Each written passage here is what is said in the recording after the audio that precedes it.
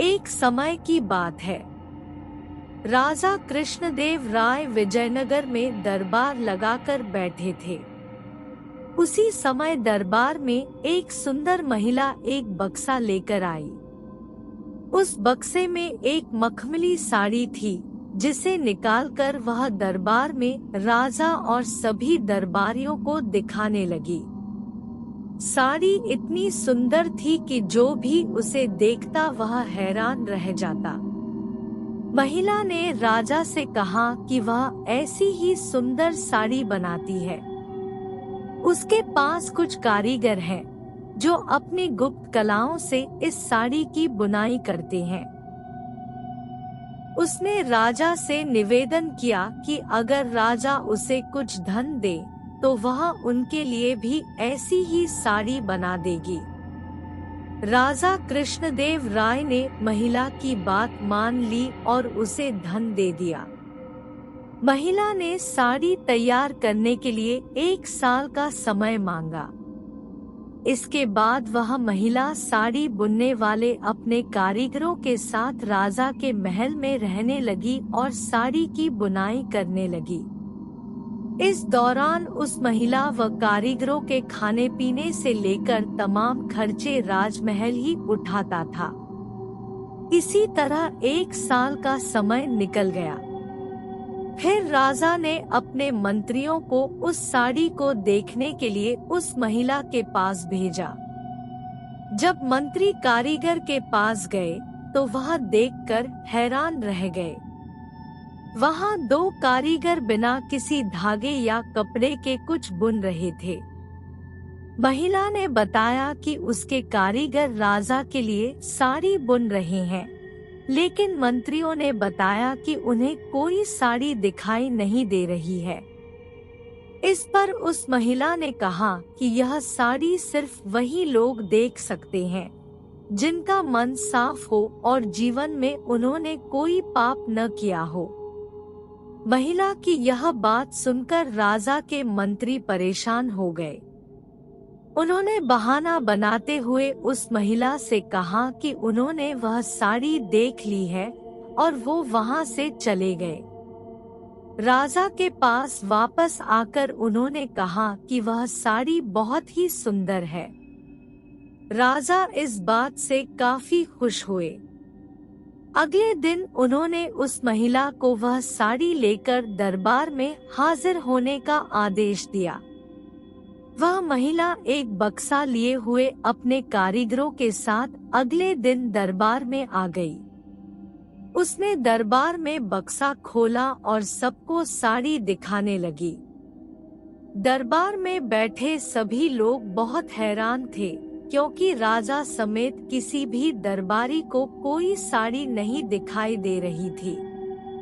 यह देखकर तेनालीराम ने राजा के कान में कहा कि उस महिला ने झूठ बोला है, वह सभी को बेवकूफ बना रही है। इसके बाद तेनालीराम ने उस महिला से कहा कि उन्हें या दरबार में बैठे किसी भी दरबारी को यह साड़ी दिखाई नहीं दे रही है।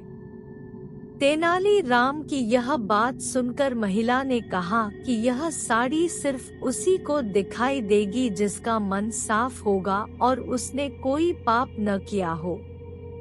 महिला की इस बात को सुनकर तेनालीराम के मन में एक योजना आई। उन्होंने उस महिला से कहा, राजा चाहते हैं कि तुम खुद उस साड़ी को पहनकर दरबार में आओ और सभी को वह साड़ी दिखाओ। तेनालीराम की यह बात सुनकर वह महिला राजा के सामने माफी मांगने लगी। उसने राजा को सब सच सच बता दिया कि उसने कोई साड़ी नहीं बनाई है। वह सबको मूर्ख बना रही थी। महिला की बात सुनकर राजा को बहुत गुस्सा आया। उन्होंने उसे जेल में डालने की सजा सुना दी, लेकिन जब उस महिला ने बहुत विनती की तो उन्होंने उसे छोड़ दिया और माफ करके उसे जाने दिया। साथ ही राजा ने तेनालीराम की चतुराई की तारीफ भी की। तेनालीराम हर बार अपने दिमाग का इस्तेमाल करके ऐसा कुछ करते थे कि विजयनगर के महाराज कृष्णदेव दंग रह जाते थे। इस बार उन्होंने एक तरकीब से राजा को अपने फैसले पर दोबारा विचार करने को मजबूर कर दिया। हुआ यूं कि एक बार राजा कृष्णदेव किसी काम के चलते कश्मीर चले गए। वहां उन्हें एक सुनहरे रंग का खिलने वाला फूल दिखा।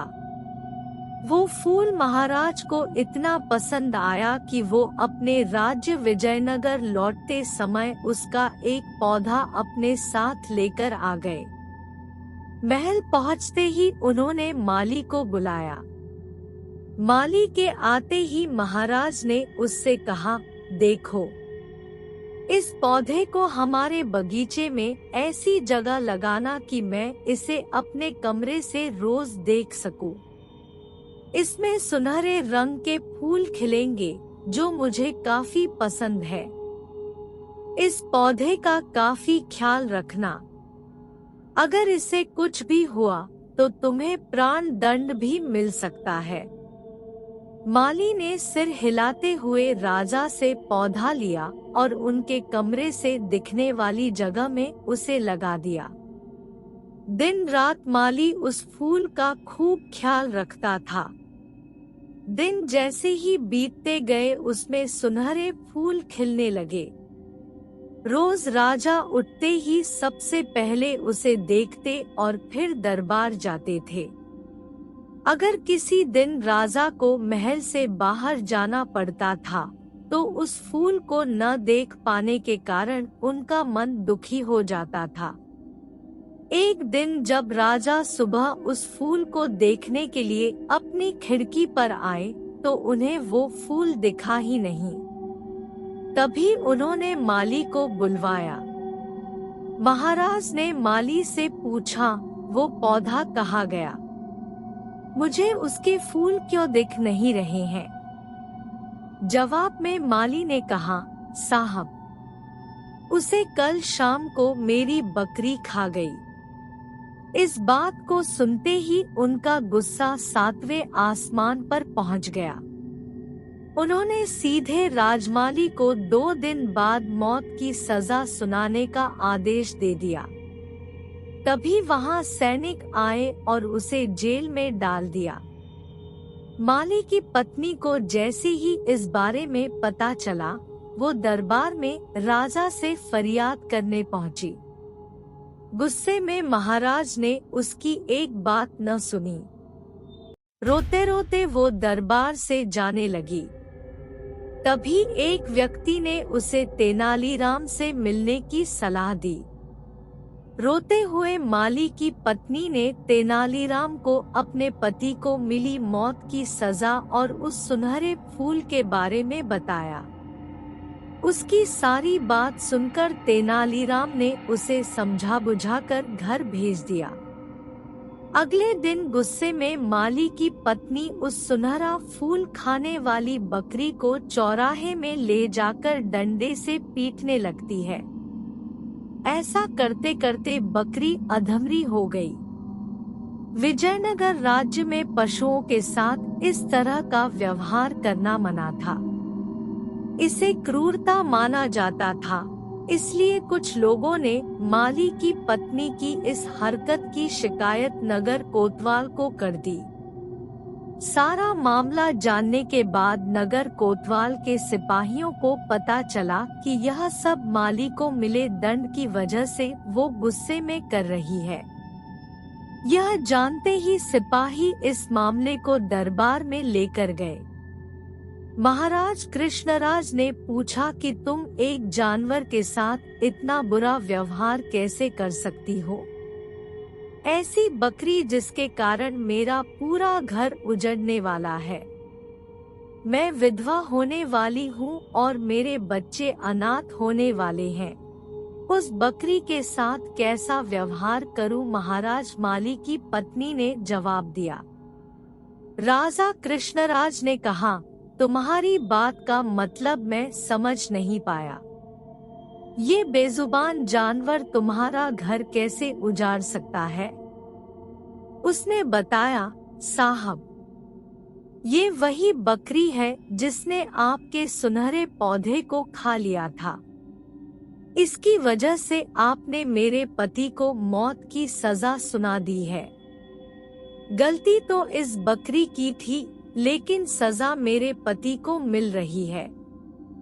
सजा असल में इस बकरी को मिलनी चाहिए, इसलिए मैं इसे डंडे से पीट रही थी। अब महाराज को यह बात समझ आई कि गलती माली की नहीं बल्कि बकरी की थी। यह समझते ही उन्होंने माली की पत्नी से पूछा कि तुम्हारे पास इतनी बुद्धि कैसे आई कि इस तरह से मेरी गलती के बारे में समझा सको। उसने कहा कि महाराज, मुझे रोने के अलावा कुछ भी नहीं सूझ रहा था। यह सब मुझे पंडित तेनालीराम जी ने समझाया है। एक बार फिर राजा कृष्णराय को तेनालीराम पर गर्व महसूस हुआ और उन्होंने कहा कि तेनालीराम, तुमने मुझे एक बार फिर बड़ी गलती करने से रोक दिया।